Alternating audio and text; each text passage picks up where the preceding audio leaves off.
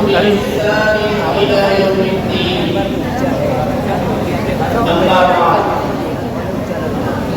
صدر ذی وقار حضرات اساتذہ کرام، اولا ہم بارگاہ عزتی میں ہدیہ امتنان و تشکر پیش کرتے ہیں کہ اس نے آج اس پرنور و روحانی اجلاس میں ہم سب کو جمع ہونے کی سعادت سے بہرور فرمایا۔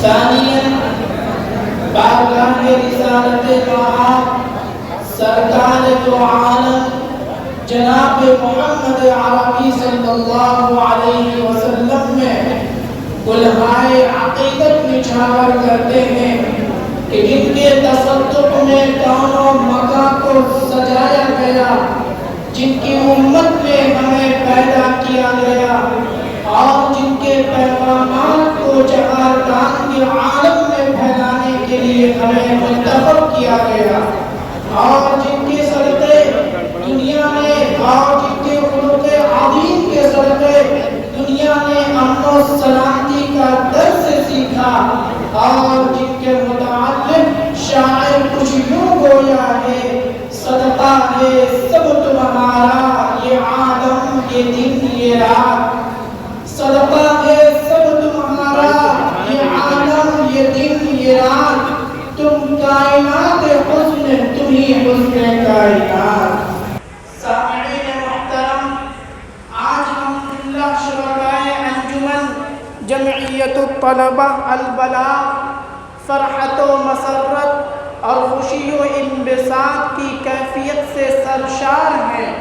اپنے تعلیمی سفر کے اس منزل پر پہنچ کر ہمارے قلوب تشکر و امتنان اور تسلی و اطمینان کے احساس سے معمور ہیں، کیونکہ ہمارے سال بھر کی کارگزاریوں کی حوصلہ افزائی کے لیے ہمارے درمیان ایک جانب ہمارے مربی و محسنین وارثین انبیاء کی مقدس و برگزیدہ جماعت جلوہ گر ہے، تو دوسری جانب پیارے آقا جناب محمد الرسول اللہ صلی اللہ علیہ وسلم کے نسبت پر ہمارے اس محبوب چمن میں تشریف لانے والے دین اسلام کے متوالے موجود ہیں۔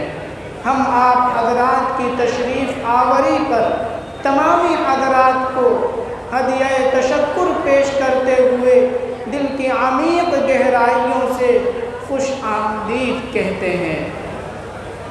سامعین محترم، آج کے اس عظیم الشان اور باوقار سالانہ جلسہ سیرت النبی صلی اللہ علیہ وسلم کی سرپرستی ہمارے اس محبوب جامعہ کے ناظم اعلیٰ مخدوم گرامی حضرت مولانا الحاج اخلاق احمد صاحب مظہری ادام اللہ ظلہ و اطال اللہ عمرہ فرما رہے ہیں، اور آج کے اس پرنور اجلاس کی صدارت ہمارے جامعہ کے رئیس المدرسین استاد العلماء حضرت مولانا ریاض الدین نعمانی دامت برکاتہم العالیہ فرما رہے ہیں۔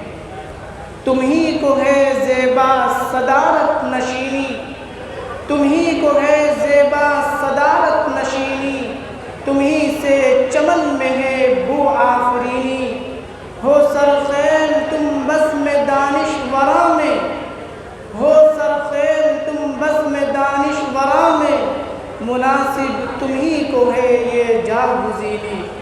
حضرات گرامی، آپ حضرات آج کے اس باوقار اجلاس کے اندر طلبہ جامعہ کی زبانی حضور نبی کریم علیہ السلام کی سیرت طیبہ کو مختلف زبانوں میں سماعت فرمائیں گے۔ حضور علیہ السلام کی سیرت مقدسہ کی منظوم پیشکش سے بھی محظوظ ہوں گے۔ اس کے علاوہ دل و دماغ کو جلا بخشنے والا روح پرور مکالمہ بھی پیش کیا جائے گا، اور آخر میں مہمان خصوصی خطیب اجلاس حضرت مولانا آدم مصطفیٰ صاحب مظاہری دامت برکاتہم العالیہ، خلیفہ مجاز شیخ الحدیث حضرت مولانا محمد یونس جونپوری نور اللہ مرقدہ، اور پروفیسر اسلامیہ انٹر کالج فیروز آباد کا ایمان افروز خطاب ہوگا۔ تو چلیے آج کے اس پروگرام کا باضابطہ آغاز کرنے کے لیے تلاوت کلام ربانی کو پیش کرنے کے لیے میں درجہ مولوی دوم سے مولوی حافظ ابو عبیدہ سے درخواست کرتا ہوں کہ وہ تشریف لائیں اور اپنے مخصوص لب و لہجے میں قرآن کریم کی تلاوت سے آج کے اس محفل کا آغاز فرمائیں۔ آغاز ہو جلسے کا قرآن کی تلاوت سے، آغاز ہو جلسے کا قرآن کی تلاوت سے، مسرور دل مومن ہو اس کی حلاوت سے۔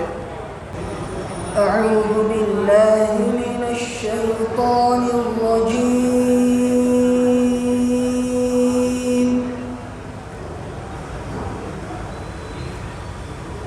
بسم اللہ الرحمن الرحیم،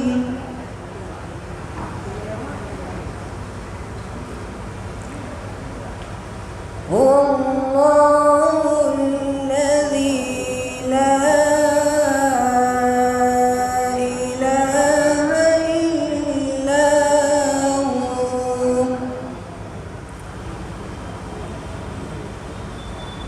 عالم الغیب والشہادہ، هو الرحمن الرحیم،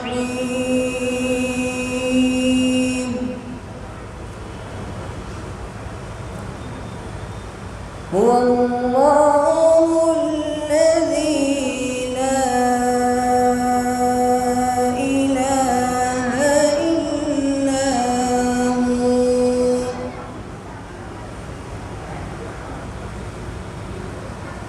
هو الله الذي لا إله إلا هو، عالم الغيب والشهادة،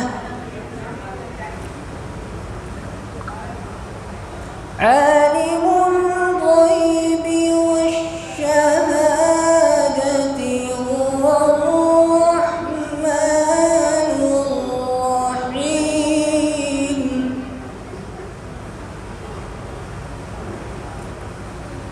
هو الله الذي لا إله إلا هو، الملك القدوس السلام المؤمن المهيمن،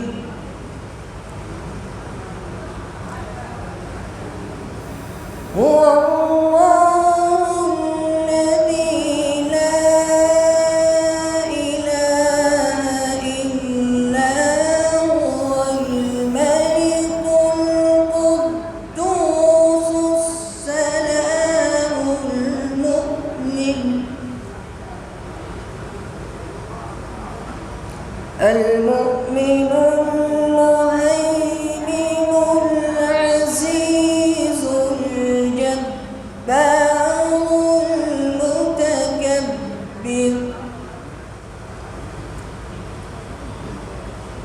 سبحان الله عما يشركون،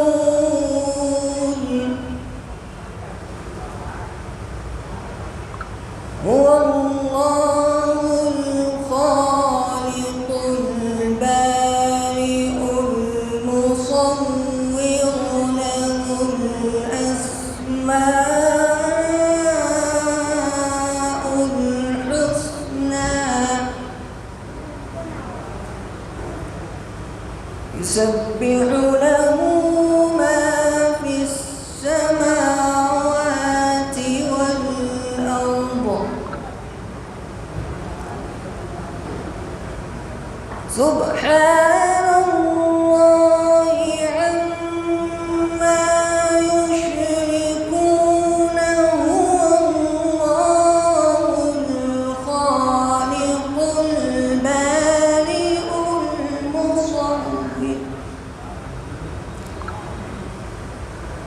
المصور له الأسماء الحسنى يسبح له ما في السماوات والأرض وهو العزيز الحكيم.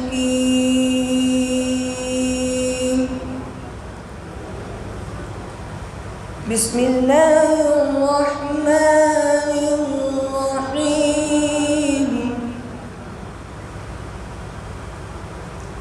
قل هو الله أحد الله الصمد لم يلد ولم يولد. بسم الله الرحمن الرحيم. قل هو الله أحد الله الصمد لم يلد ولم يولد لم يلد ولم يولد ولم يكن له كفوا أحد. صدق الله العظيم. تلاوت کلام ربانی کے بعد اب بارگاہ خیر الانام علیہ السلام میں نذرانہ عقیدت پیش کرنے کے لیے مولوی زید احمد متعلم درجہ عالم اول سے ملتمس ہوں ان اشعار کے ساتھ کہ اس حبیب کبریا کے پیار کی باتیں کریں، اس حبیب کبریا کے پیار کی باتیں کریں، آؤ لوگوں احمد مختار کی باتیں کریں۔ وہ مدینہ شہر خوباں مرکز نور و جمال، وہ مدینہ شہر خوباں مرکز نور و جمال، اس کے ایک ایک کوچہ و بازار کی باتیں کریں۔ گنبد خضرا کے بام و در کا چھیڑے تذکرہ، گنبد خضرا کے بام و در کا چھیڑے تذکرہ، ان کی مسجد کے در و دیوار کی باتیں کریں۔ موصوف تشریف لائیں اور نعت نبی پیش کریں۔ السلام علیکم ورحمۃ اللہ وبرکاتہ۔ زمانے سے اندھیروں کا صفایا کر دیا جائے، زمانے سے اندھیروں کا صفایا کر دیا جائے، زمانے سے اندھیروں کا صفایا کر دیا جائے۔ چلو نعت نبی پڑھ کر اجالا کر دیا جائے، چلو نعت نبی پڑھ کر اجالا کر دیا جائے۔ میں جیسا چاہتا ہوں کاش ویسا کر دیا جائے، میں جیسا چاہتا ہوں کاش ویسا کر دیا جائے۔ میرے مولا مجھے خاک مدینہ کر دیا جائے، میرے مولا مجھے خاک مدینہ کر دیا جائے۔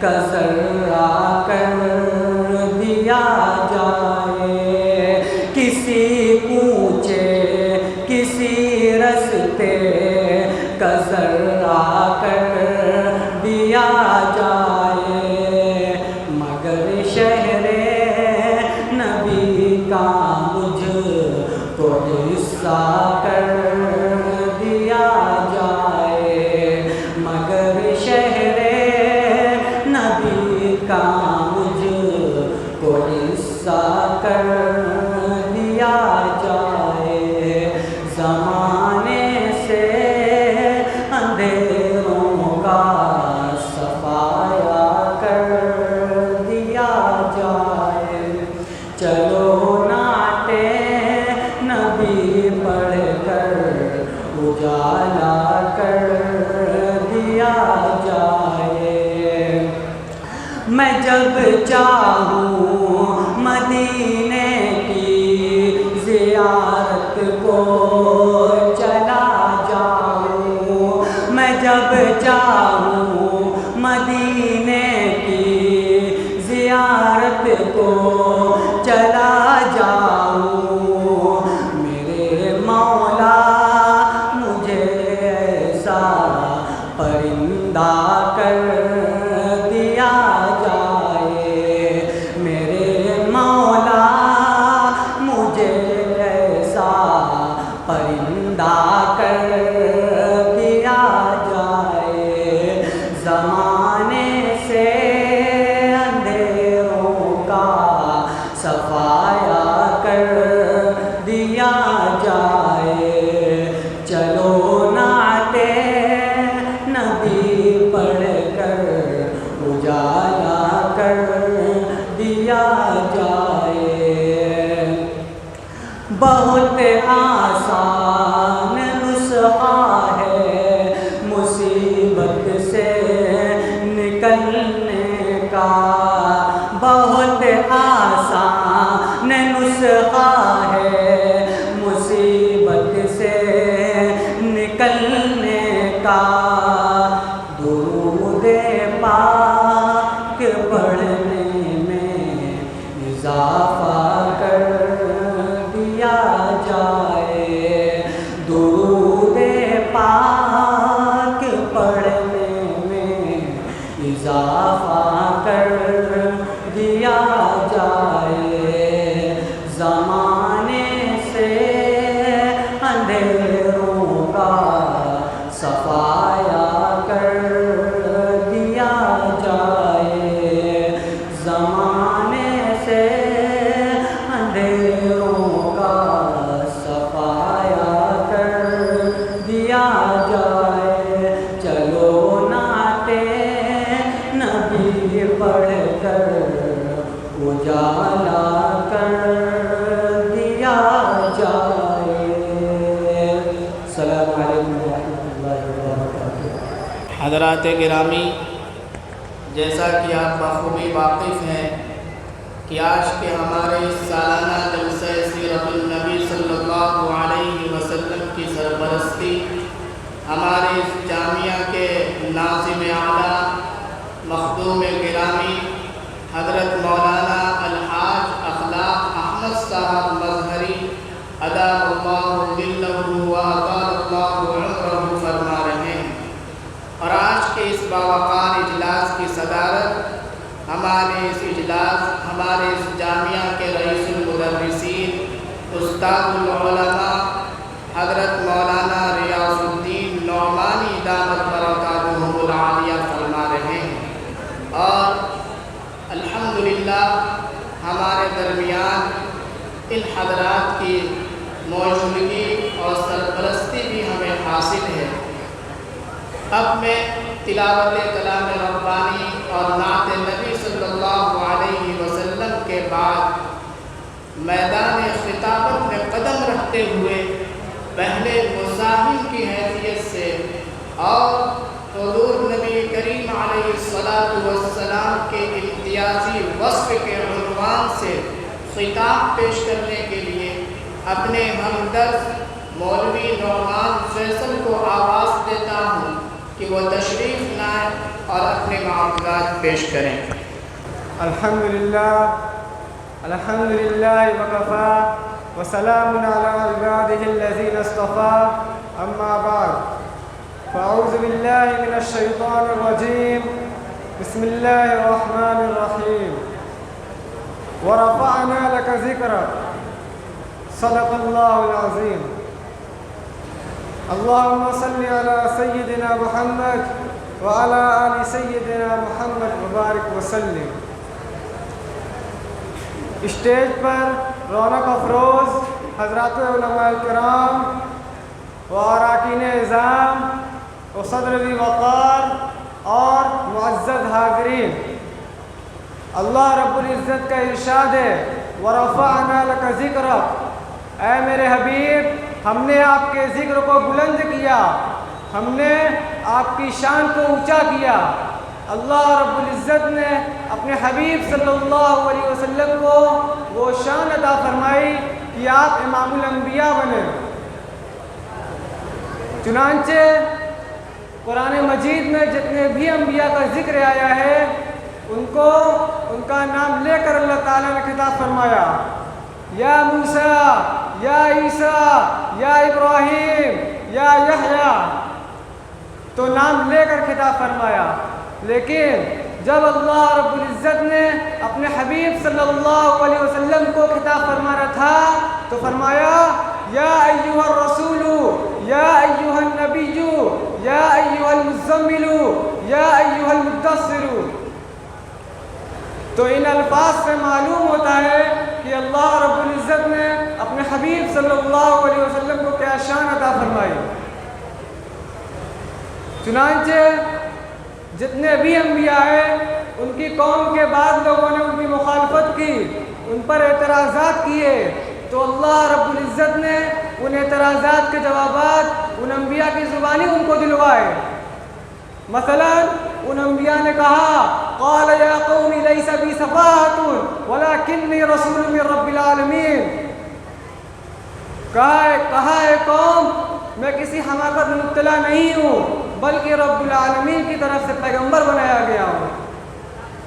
گویا وہ قوم کو خود اپنی صفائی پیش کر رہے ہیں، جبکہ نبی صلی اللہ علیہ وسلم کے بارے میں اللہ تعالیٰ کا معاملہ دیکھیے کہ اس قوم کے لوگوں نے بھی آپ کے اوپر اسی طرح کی بات کی، تو اللہ رب العزت نے خود قرآن مجید میں اس کا جواب عطا فرمایا، خود دفاع فرمایا۔ اللہ رب العزت نے اپنے حبیب صلی اللہ علیہ وسلم کے بارے میں فرمایا، وَمَا عَلَّمْنَاهُ الشِّعْرَ وَمَا يَنبَغِي لَهُ، اور ہم نے انہیں شعر گوئی نہیں سکھلائی اور نہ یہ ان کی شایان شان ہے۔ لوگوں نے کہا یہ تو شاعر ہے، اللہ رب العزت دفاع فرماتے ہیں یہ شاعر نہیں ہے، شعر تو ان کو زیب بھی نہیں دیتا۔ سابقہ انبیاء کرام کو اللہ رب العزت نے جو بھی فضیلت عطا فرمائی وہ سب فضیلتیں، اور ان سے بھی بڑھ کر اللہ رب العزت نے اپنے حبیب صلی اللہ علیہ وسلم کو عطا فرمائی۔ آج کی اس مجلس میں اس کا سرسری جائزہ پیش کرنا ہے تاکہ یادیں تازہ ہو جائیں کہ اللہ رب العزت نے اپنے حبیب صلی اللہ علیہ وسلم کو کیا شان عطا فرمائی۔ چنانچہ سابقہ انبیاء کرام کو معراج ہوئی، مگر وہ روحانی تھی یا منامی تھی، جبکہ نبی صلی اللہ علیہ وسلم کو معراج حاصل ہوئی تو جسمانی معراج تھی۔ بنفس نفیس اللہ کے حبیب صلی اللہ علیہ وسلم آسمانوں پر تشریف لے گئے۔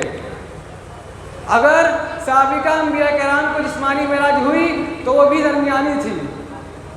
مثلا حضرت عیسیٰ علیہ السلام آسمان پر اٹھا لیے گئے، اسی طرح حضرت ادریس علیہ السلام بھی آسمان پر لے جائے گئے، مگر اللہ کے حبیب صلی اللہ علیہ وسلم کو جب معراج ہوئی تو کہاں تک ہوئی؟ عند سدرۃ المنتہا عندہا جنت المأویٰ، سدرۃ منتہا کے پاس، جس کے پاس جنت مأویٰ ہے، اتنا قرب حاصل ہوا۔ ثم دنا فتدلی فکان قاب قوسین او ادنیٰ، پھر قریب ہوئے اور بھی قریب، پھر فاصلہ 2 کمان کے برابر تھا یا اس سے بھی کم۔ اللہ رب العزت نے اپنے حبیب صلی اللہ علیہ وسلم کو ایسی معراج عطا فرمائی۔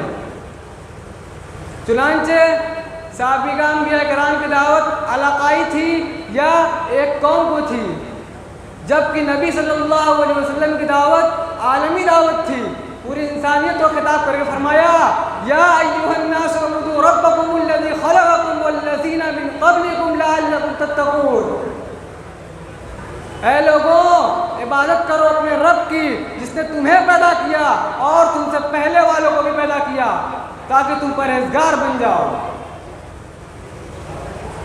اللہ رب العزت سے دعا ہے کہ اللہ رب العزت ہم سب کو نبی صلی اللہ علیہ وسلم کا مقام و مرتبہ پہچاننے اور آپ کی سنتوں پر عمل کرنے کی توفیق مرحمت فرمائے۔ وما علینا الا البلاغ۔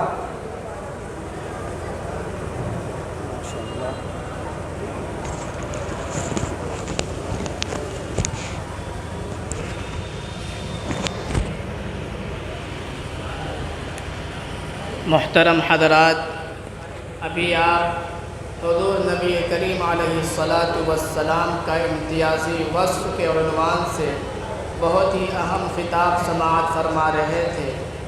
اب فضائل سید المرسلین صلی اللہ علیہ وسلم کے عنوان سے معروضات پیش کرنے کے لیے میں درجہ عالم اول سے مولوی سعید الرحمن کو آواز دیتا ہوں کہ وہ تشریف لائیں اور اپنی تقریر پیش کریں۔ السلام علیکم ورحمۃ اللہ وبرکاتہ۔ الحمد للہ وکفى وسلام علی عباده الذین اصطفى، اما بعد،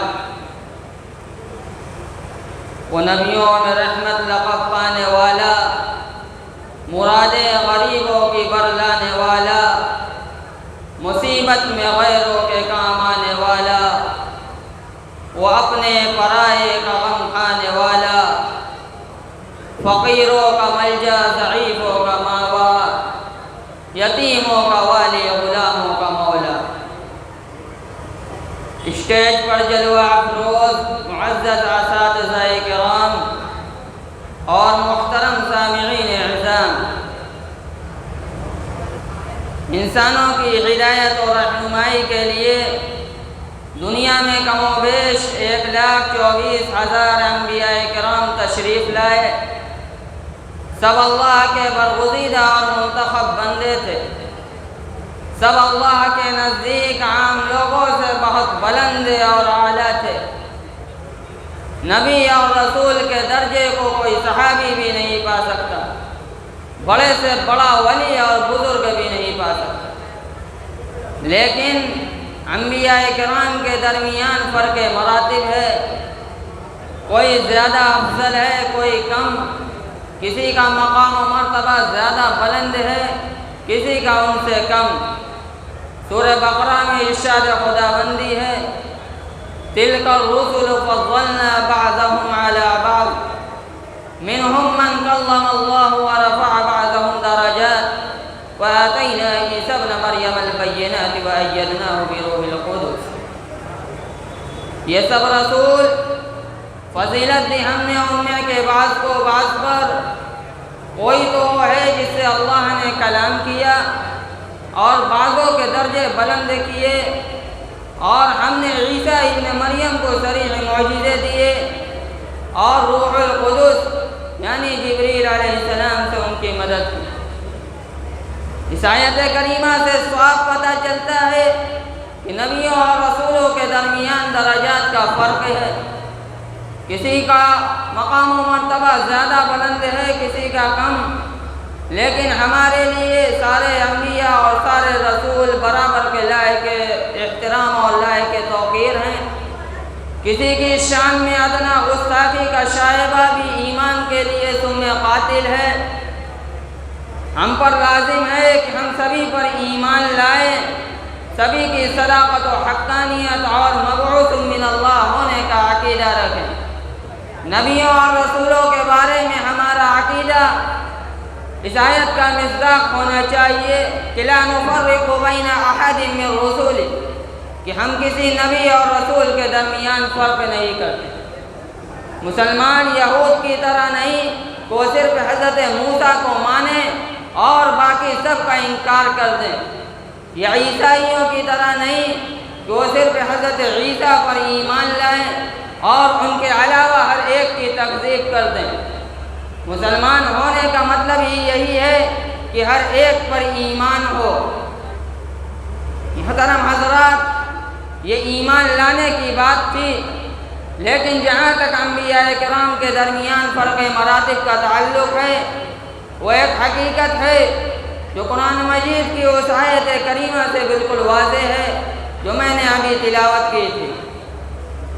تمام نبیوں اور رسولوں میں سب سے افضل سید الاولین والآخرین، خاتم النبیین، رحمت للعالمین، حضرت محمد مصطفیٰ صلی اللہ علیہ وسلم کی ذات گرامی۔ آپ کا درجہ سب سے بلند ہے۔ آپ علیہ السلام کو کئی اعتبار اور حیثیت سے دیگر انبیاء کرام سے فضیلت حاصل ہے۔ آپ جس صدی میں پیدا ہوئے وہ صدی انسانی تاریخ کی سب سے بہتر صدی تھی۔ جس خاندان میں آپ کا تولد ہوا وہ خاندان تاریخ بنی آدم کا سب سے معزز و مکرم خاندان تھا۔ بخاری کی حدیث ہے، بعثت من خیر قرون بنی آدم قرنا فقرنا حتی کنت من القرن الذی کنت من، کہ میں بنی آدم کی سب سے بہتر صدی میں مبعوث کیا گیا۔ صدی در صدی گزرتی گئی، یہاں تک کہ وہ صدی آ گئی جس میں ہوں۔ ایک اور حدیث میں جناب نبی اکرم صلی اللہ علیہ وسلم ارشاد فرماتے ہیں کہ اللہ تعالیٰ نے اولاد ابراہیم میں اسماعیل کو چنا، اولاد اسماعیل میں کنانہ کو، اور کنانہ میں قریش کو، اور قریش میں بنی ہاشم کو، اور بنی ہاشم میں مجھے منتخب فرمایا۔ میں ابراہیم کی دعا ہوں، میں عیسیٰ کی بشارت ہوں، میں اپنی ماں کا وہ خواب ہوں جو میری ماں نے میری ولادت کے وقت دیکھا تھا۔ ان سے ایک نور نکلا ہے جس سے شام کے محلات روشن ہو گئے ہیں۔ آپ صلی اللہ علیہ وسلم کے بعد سے پہلے جتنے انبیاء کرام تشریف لائے وہ کسی مخصوص علاقے اور مخصوص خطے کے لیے تھے، کسی مخصوص قبیلے اور مخصوص خاندان کے لیے تھے۔ ارشاد باری ہے، وَمَا أَرْسَلْنَا مِن رَّسُولٍ إِلَّا بِلِسَانِ قَوْمِهِ، کہ ہم نے کسی رسول کو نہیں بھیجا مگر اسی کی قوم کی زبان میں۔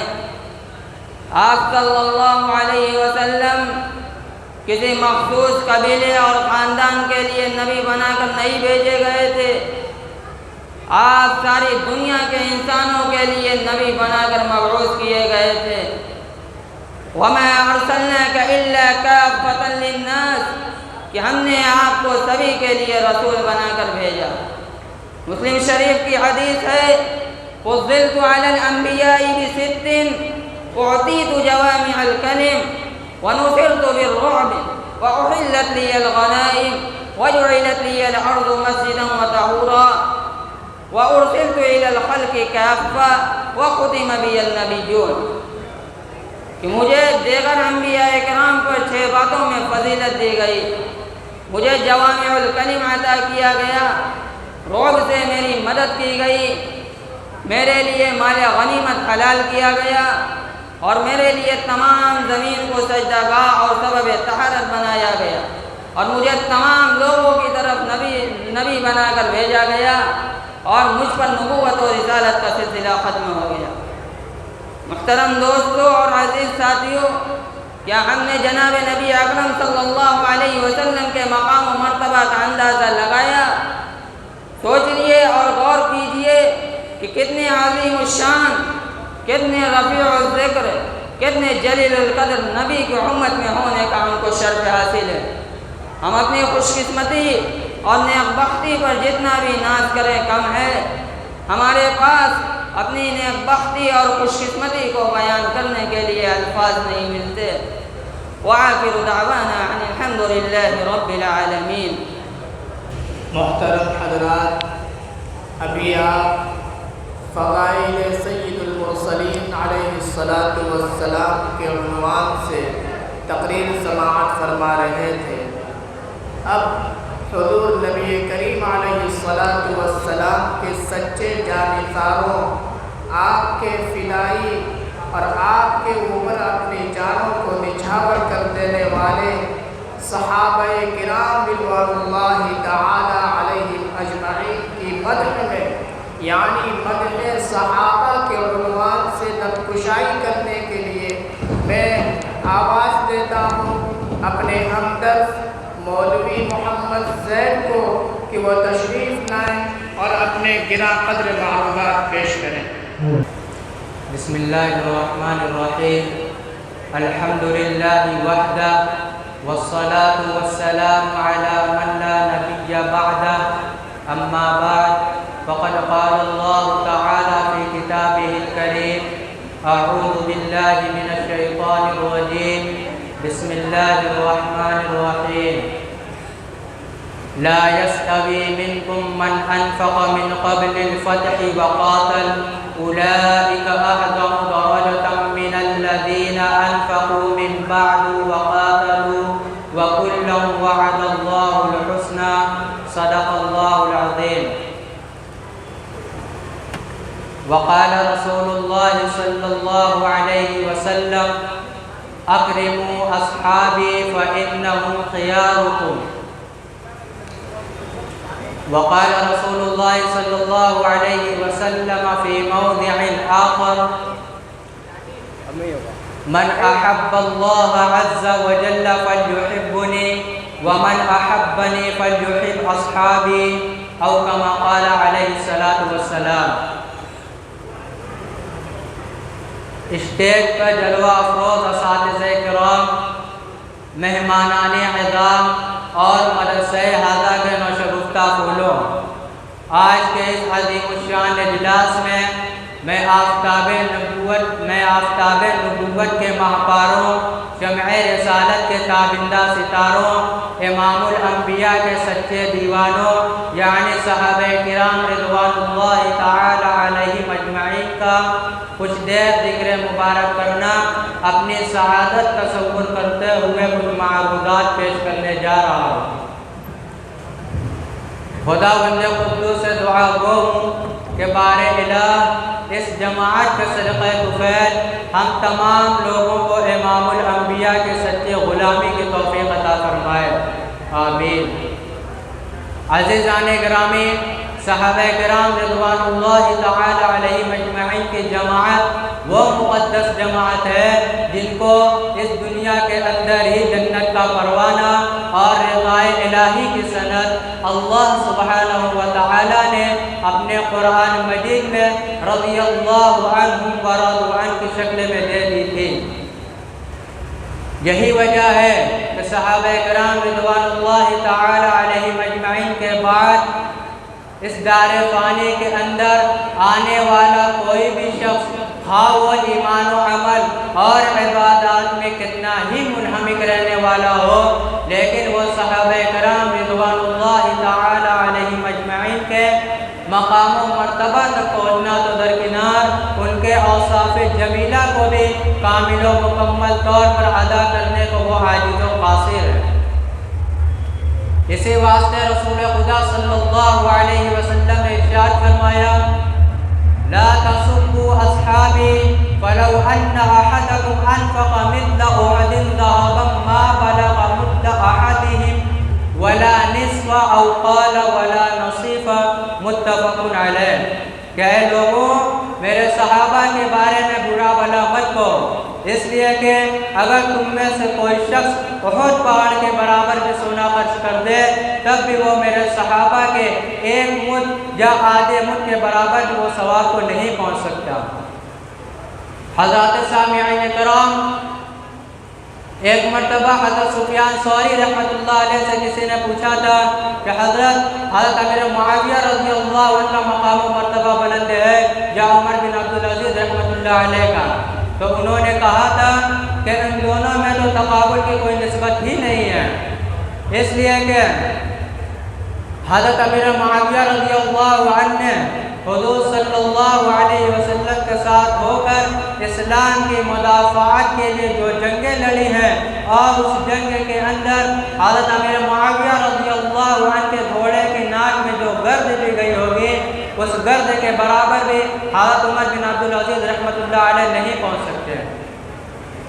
حضرت عمر بن عبدالعزیز رحمۃ اللہ علیہ فضائل و مناقب کے کتنے ہی مستحق بن جائیں، لیکن حضرت امیر معاویہ رضی اللہ عنہ کی طرح وہ نگاہیں کہاں سے لائیں گے جن نگاہوں نے ہمارے آقا صلی اللہ علیہ وسلم کا دیدار کیا تھا؟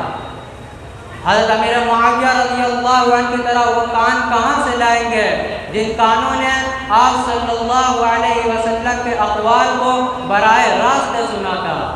حضرت امیر معاویہ رضی اللہ عنہ کی طرح وہ زبان کہاں سے لائیں گے جس زبان نے آپ صلی اللہ علیہ وسلم سے ہم کلام ہونے کا شرف حاصل کیا تھا؟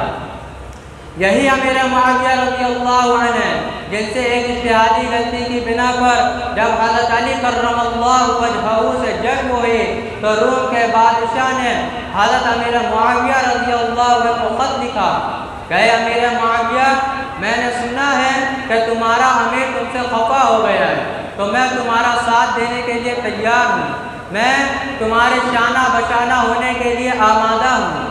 لیکن حضرت امیر معاویہ رضی اللہ عنہ نے اس خط کے جواب میں لکھا، اے رومی کتے، اگر تو ہمارے درمیان پائے جانے والے اختلافات سے فائدہ اٹھانے کی کوشش کی تو میں حضرت علی کرم اللہ وجہہ کا ادنیٰ سپاہی بن کر تمہارا مقابلہ کروں گا اور تمہیں شکست فاش دوں گا۔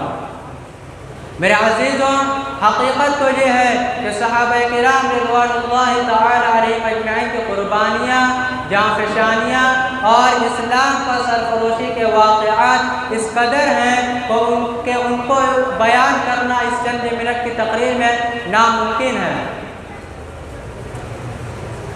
عزیزان گرامی، صحابہ کرام رضوان اللہ تعالی علیہ اجمعین نے جس وقت ایمان و اسلام کو اپنے گلے سے لگایا تھا، جب وہ مشرف بالاسلام ہوئے تھے تو ان کو ایسی ایسی تکلیفیں جھیلنی پڑی تھیں، ایسی ایسی مصیبتیں برداشت کرنی پڑی تھیں جن کے ذکر سے ہمارے دل و دماغ متحیر اور حیران و پریشان ہو جاتے ہیں۔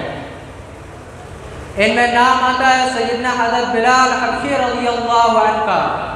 جب وہ مشرف بالاسلام ہوئے اور آپ صلی اللہ علیہ وسلم کے جانثار بنے تو ان کو کفار مکہ کی پتھریلی زمین پر ننگا لٹا دیا کرتے تھے اور پتھر مارتے تھے، حتیٰ کہ ان کا بدن لہو لہان ہو جاتا تھا۔ اور کفار مکہ یہ کہا بھی کرتے تھے، اے بلال، اگر تو محمد الرسول اللہ کا دامن چھوڑ دے تو تمہیں تکلیفوں سے نجات مل جائے گی، اگر تو اسلام سے پھر جا تو تمہیں مصیبتوں سے آزادی مل جائے گی۔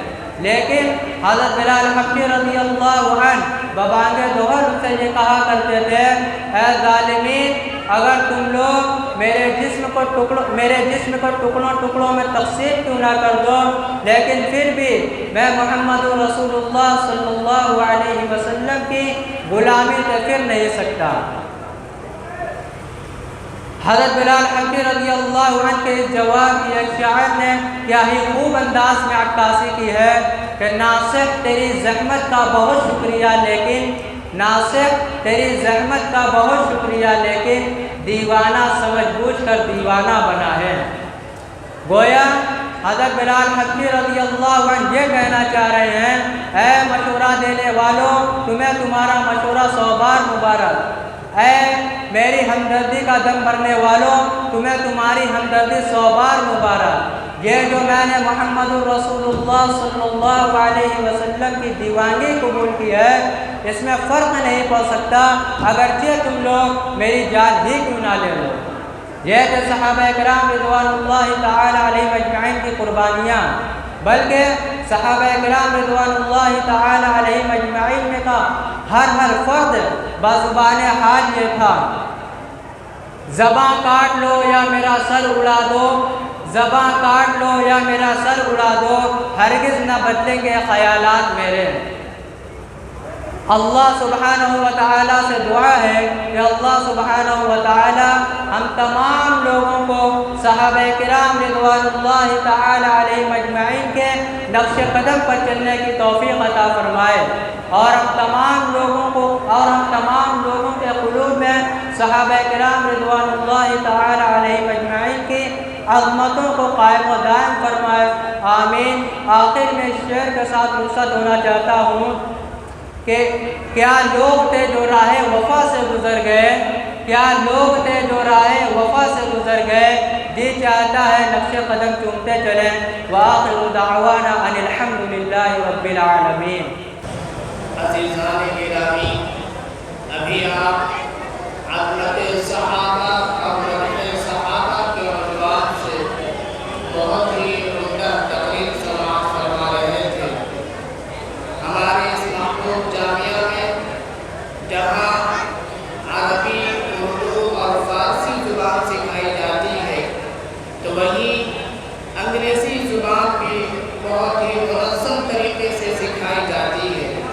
لہٰذا اب میں انگریزی زبان کے اندر خطاب پیش کرنے کے لیے، تقریر پیش کرنے کے لیے مولوی محمد صالح کو آواز دیتا ہوں کہ وہ تشریف لائیں اور اپنی انگریزی تقریر پیش کریں۔ مولوی محمد صالح متعلم درجہ عالم ہو۔ الحمدللہ رب العالمین والصلاة والسلام على نبيه محمد سید المرسلین وعلى آلہ وصحبہ اجمعین، اما بعد فأعوذ باللہ من الشیطان الرجیم، بسم اللہ الرحمن الرحیم۔ یا ایہا الناس انا خلقناکم من ذکر وانثى وجعلناكم شعوبا وقبائل لتعارفوا ان اکرمکم عند اللہ اتقاکم ان اللہ علیم خبیر۔ صدق اللہ العظیم۔ Honorable Chief Guest, respected teachers and dear friends, it is a great moment for me to speak somewhat on the concept of equality and justice in Islam. Dear audience, the first and foremost teaching of the Quran about equality is that all human beings are descended from one father and mother. Thus they are equal on the basis of humanity. The Quran says, Ya ayyuhan nasu inna khalaqnakum min dhakarin wa untha ila akhir al-ayah. O mankind, we have created you from a male and a female and made you into races and tribes so that you may identify one another. Surely the noblest of you in Allah's sight is the one who is the most pious of you. Surely Allah is all-knowing, all-aware. The Quran very explicitly declared that the differences of races, tribes, colors and places are of no value and importance. These differences are only and only for the sake of identification. One cannot be considered higher and superior on the ground of race and color and nationality. By this the Quran aimed at leveling the differences and discriminations of nations, races and tribes. The second rule which the Quran proclaimed in the verse is that the cause of nobility is only piety. Thus Islam uprooted the racial pride and ego of the so-called higher classes.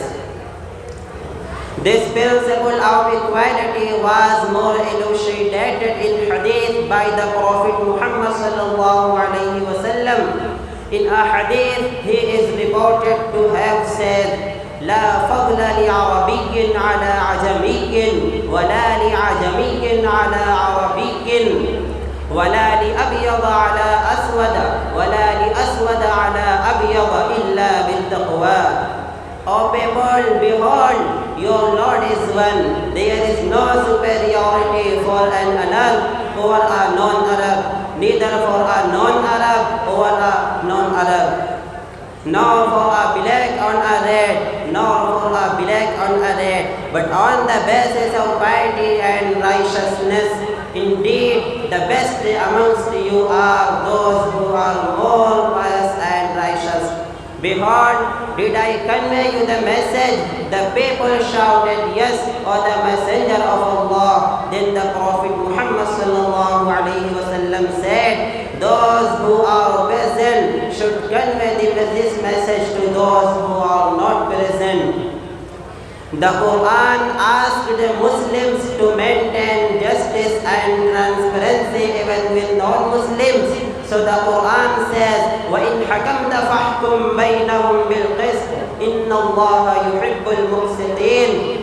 But if you judge between them with justice, surely Allah loves those who do justice. At another place it says, لا ينهاكم الله عن الذين لم يقاتلوكم في الدين ولم يخرجوكم من دياركم أن تبروهم وتقسطوا إليهم إن الله يحب المقسطين. Allah does not forbid you as regard those who did not fight you on account of faith and did not expel you from your homes, that you do good to them and deal justly with them. Surely Allah loves those who maintain justice. Again says, يا أيها الذين آمنوا كونوا قوامين بالقسط شهداء لله ولو على أنفسكم أو الوالدين والأقربين. O you who believe, be upholder of justice, witnesses for Allah, even though against the interest of yourself or the parents and the kinsmen. Muslims must hold on justice and witness. Muslims must hold on justice and fairness with every people in every condition, even if they have enmity with them to any extent. The Quran wants, يا أيها الذين آمنوا كونوا قوامين لله شهداء بالقسط ولا يجرمنكم شنآن قوم على ألا تعدلوا اعدلوا هو أقرب للتقوى واتقوا الله إن الله خبير بما تعملون. O you who believe, be steadfast for Allah, witnesses for justice, malice against a people should not prompt you to avoid doing justice. Do justice, that is near to taqwa. Fear Allah, surely Allah is all aware of what you do. Dear audience, Islam is the torch-bearer of equality and justice. It laid the foundation stone of democracy and freedom. When Europe was fast asleep in savagery and the world was unaware of the spirit of equality and justice, the Islamic concept of equality and justice saved the humanity from the disaster and paved the way for democracy. Here I am winding up my talk with for Allah subhanahu wa ta'ala and blessing for Prophet Muhammad sallallahu alayhi wa sallam. Wa akhiru da'wana alhamdulillahi rabbil alamin.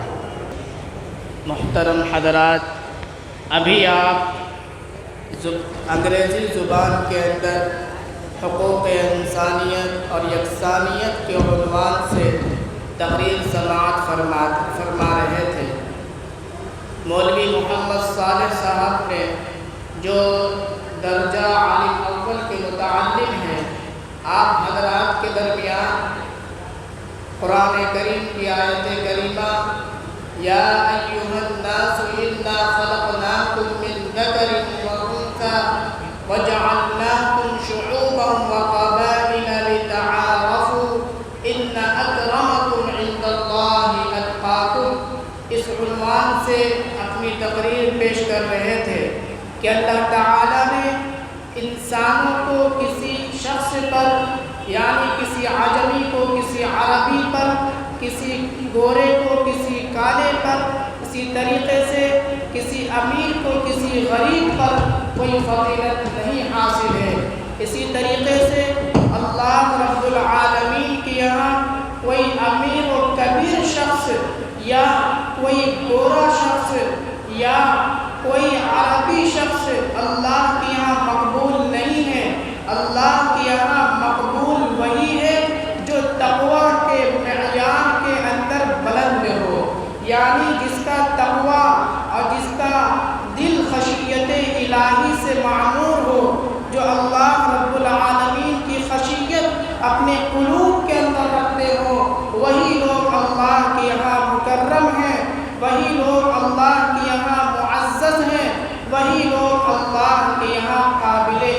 احترام ہے۔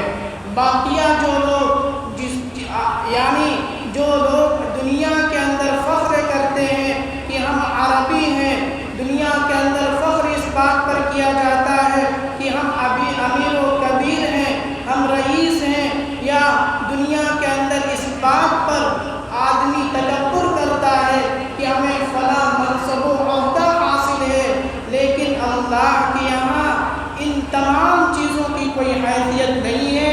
اللہ کے یہاں کوئی چیز قابل اعتبار ہے، اور جو بندہ اللہ کے یہاں محبوب ہے تو وہ وہی ہے جو تقویٰ کے اعتبار سے، جو نماز و روزہ کے اہتمام کے اعتبار سے، اور جو شخص دین اسلام کے احکام کی پابندی کے اعتبار سے اور رسول اللہ صلی اللہ علیہ وسلم کی سنتوں کی اتباع کے اعتبار سے اپنے آپ کو مزین کرے، وہی شخص اللہ کے یہاں مکرم بھی ہے، معزز بھی ہے اور قابل احترام بھی ہے۔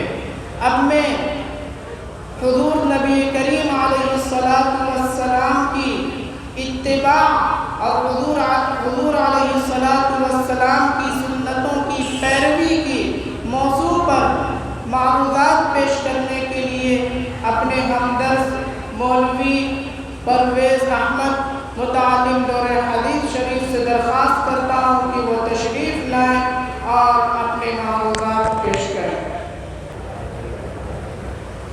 السلام علیکم ورحمۃ اللہ وبرکاتہ۔ نحمده ونصلي ونسلم على رسوله الكريم، أما بعد، فقد قال الله تعالى في القرآن المجيد: أعوذ بالله من الشيطان الرجيم، بسم الله الرحمن الرحيم، قل إن كنتم تحبون الله فاتبعوني يحببكم الله ويغفر لكم ذنوبكم والله غفور رحيم۔ وقال النبي صلى الله عليه وسلم: كل أمتي يدخلون الجنة إلا من أبى، قيل ومن أبى يا رسول الله؟ قال: من أطاعني دخل الجنة ومن عصاني فقد أبى۔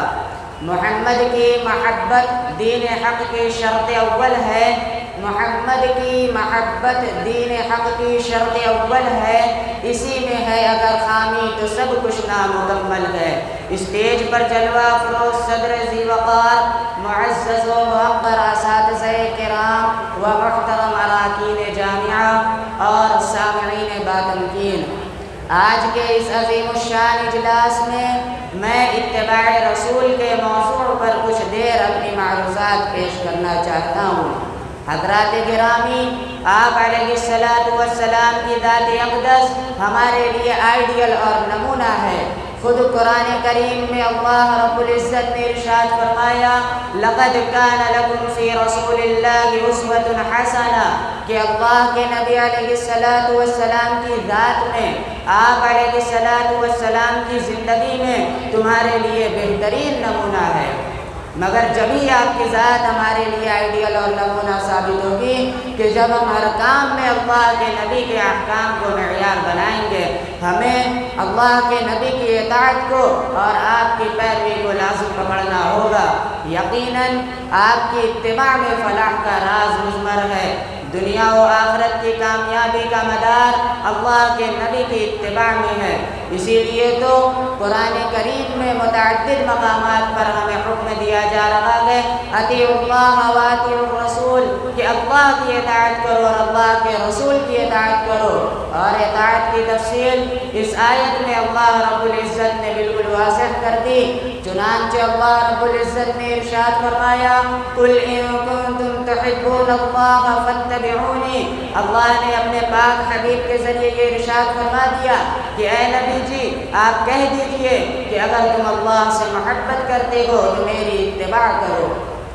قرآن کی اس آیت پر اگر ہم غور کریں تو ہمیں معلوم ہوگا کہ اللہ نے یہ نہیں فرمایا کہ اگر تم اللہ سے محبت کرتے ہو تو اللہ کے نبی سے بھی محبت کرو، بلکہ فرمایا فاتبعونی، اللہ کے نبی کی اطاعت کرو۔ معلوم ہوا کہ ہمیں ہر کام میں اللہ کے نبی کی اطاعت کرنی ہوگی، آپ کی سنتوں پر عمل کرنا ہوگا۔ اس کا فائدہ کیا ہوگا؟ آگے خود اسی آیت میں اللہ رب العزت نے ارشاد فرمایا یحببکم اللہ، اللہ بھی تم سے محبت کریں گے، ویغفر لکم ذنوبکم، اور تمہارے گناہوں کو معاف کر دیں گے، واللہ غفور رحیم، اور اللہ تعالیٰ بہت زیادہ معاف کرنے والے اور رحم کرنے والے ہیں۔ امام بخاری رحمۃ اللہ علیہ نے اپنی کتاب بخاری شریف میں ایک بہت ہی عجیب و غریب حدیث نقل کی ہے۔ حضرت ابو ہریرہ رضی اللہ عنہ راوی حدیث ہیں، وہ فرماتے ہیں کہ اللہ کے نبی علیہ الصلوۃ والسلام نے ارشاد فرمایا کل امتی یدخلون الجنۃ الا من ابا، کہ میری تمام امت جنت میں داخل ہوگی سوائے ان لوگوں کے جنہوں نے میرا انکار کیا۔ تو صحابہ کرام بالکل حیران ہو گئے۔ اس کی وجہ یہ تھی کہ ہم اور آپ جانتے ہیں کہ آج کے اس دور میں مسلمانوں کی کتنی کوالٹیز پائی جاتی ہیں۔ آج کے اس دور میں نمازی بھی ہیں، بے نمازی بھی ہیں، روزہ رکھنے والے بھی ہیں، روزہ خور بھی ہیں، زکوٰۃ دینے والے بھی ہیں، زکوٰۃ ادا کرنے میں قیل و قال کرنے والے بھی ہیں، حقوق ادا کرنے والے بھی ہیں، حق تلفیاں کرنے والے بھی ہیں۔ یہ تو میں نے چند کوالٹیز کو شمار کرایا، ورنہ ہم اور آپ جانتے ہیں کہ آج کے اس دور میں مسلمانوں کی کتنی کوالٹیز پائی جاتی ہے۔ مگر حضرات صحابہ کرام رضوان اللہ تعالی علیہم اجمعین کے دور میں مسلمانوں کی صرف ایک کوالٹی ہوا کرتی تھی، وہ پکے اور سچے مسلمان ہوا کرتے تھے۔ اسی وجہ سے انہوں نے جب اللہ کے نبی کو یہ ارشاد فرماتے ہوئے سنا کہ میری تمام امت جنت میں داخل ہوگی سوائے ان لوگوں کے جنہوں نے میرا انکار کیا، تو صحابہ کرام حیران ہو گئے کہ غیر انکار کرے تو سمجھ آتا ہے، مگر آپ کا امتی ہو کر کوئی آپ کا کیسے انکار کر سکتا ہے؟ تو فوراً آپ سے سوال کیا ومن ابا یا رسول اللہ، کہ اے اللہ کے نبی وہ انکار کرنے والے کون لوگ ہوں گے جو آپ کے امتی ہو کر بھی آپ کا انکار کریں گے؟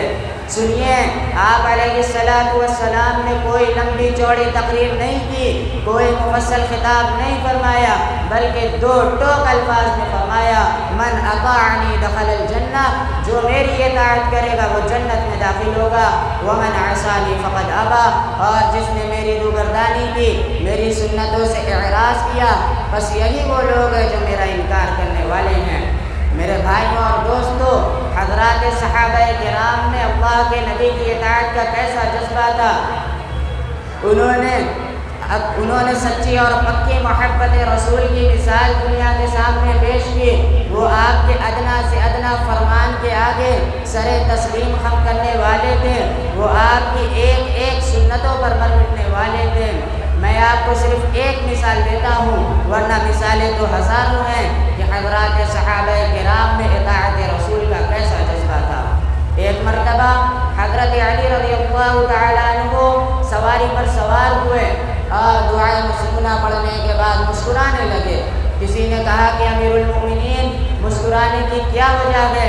تو حضرت علی رضی اللہ عنہ نے جواب دیا کہ میں نے نبی علیہ السلام کو دیکھا ہے کہ آپ صلی اللہ علیہ وسلم جب سواری پر سوار ہوئے اور دعائے مسکونہ پڑھنے کے بعد اسی طرح مسکرائے تھے، لہٰذا میں بھی اللہ کے نبی کی اطاعت میں اسی طرح مسکرایا ہوں۔ میرے بھائیوں اور دوستوں، یہ تھا حضرات صحابہ کرام کا رسول اللہ سے عشق اور آپ سے والہانہ محبت و عقیدت۔ اور اگر آج ہم اپنا جائزہ لیں تو ہمیں معلوم ہوگا کہ ہمارا معاملہ تو اس کے بالکل برعکس ہے۔ ہم محبت رسول کا دعویٰ تو کرتے ہیں، مگر جب اطاعت رسول کی بات آتی ہے تو ہمارے لالے پڑ جاتے ہیں۔ میں انہیں چند کاوشوں پر اپنی بات کو ختم کرنا چاہتا ہوں۔ وآخر دعوانا ان الحمد للہ رب العالمین۔